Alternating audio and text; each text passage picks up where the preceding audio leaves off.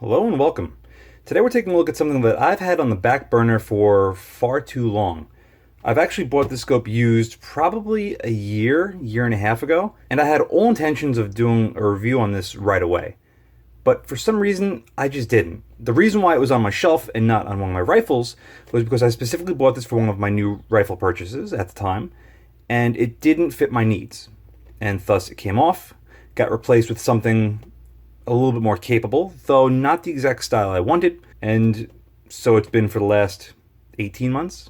Anyway, I figured it was time to pop the cherry on this guy, because it's a good scope, but it has some caveats. Anyway, clear from the box, this is a Leupold, and Leupold does it really nice with the black and gold. I think it's a very classy look, and if you're a fan of the Saints, then you're really going to like how Leupold does it. Very simple box, gives you only what you need on one side, which is perfectly fine. Let's pop the top on this and look at the beauty that is Leupold. Very good way of keeping the scope secure. Some nice pieces of fitted foam around the front and rear objective, with a piece of foam on either side so you don't have to worry about it smashing into the box while it's being transported. Let's first take a look at the ballistic aiming system. I'm not going to go through every single page, of which there are at least 64. And this is what we currently have on this scope that we're going to be taking a look at. The ballistic fire dot reticle 4 to 12. And that's basically all you're going to need to know for this.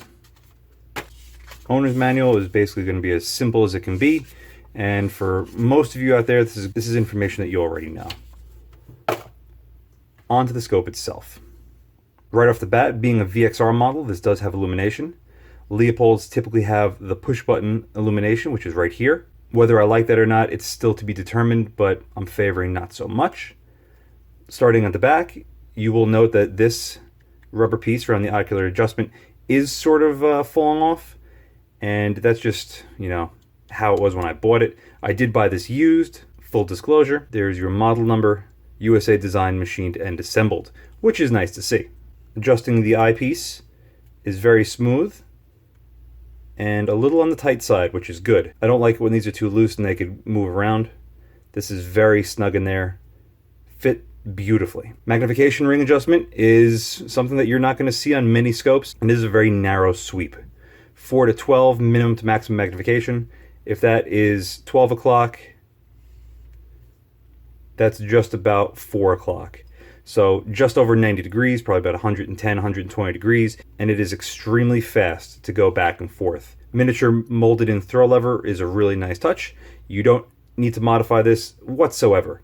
The knurling on the outside is very sharp and positive, as you could hear, and it looks and feels fantastic. I wish more optics had a magnification ring that was a shorter throw such as this.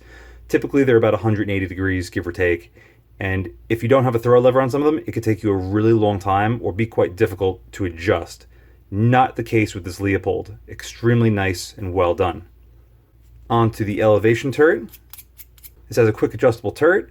However, just like the VX Freedom that I reviewed, I do not care for the fact that there is no real markings to tell where you're starting and where you're stopping from, except for this little ring over here, which does rotate, and it rotates quite easily, probably under recoil as well, I would have to guess. All that matters is how this sounds and feels.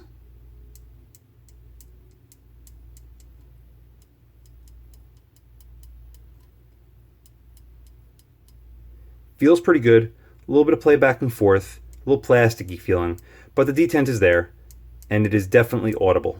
For the windage, you're going to find the exact same turret.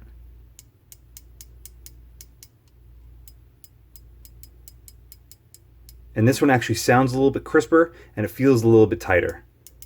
Probably because windage knobs don't get adjusted as much as elevation knobs. These are very acceptable turrets for the style of scope that this is. Having a ballistic reticle means that you're going to set it and basically forget it. Another nice thing is, there's a little rubber gasket underneath the caps, so when you go to tighten them, it secures down on the gasket and makes these pretty watertight, I would imagine. Illumination is dealt with a single button on the side.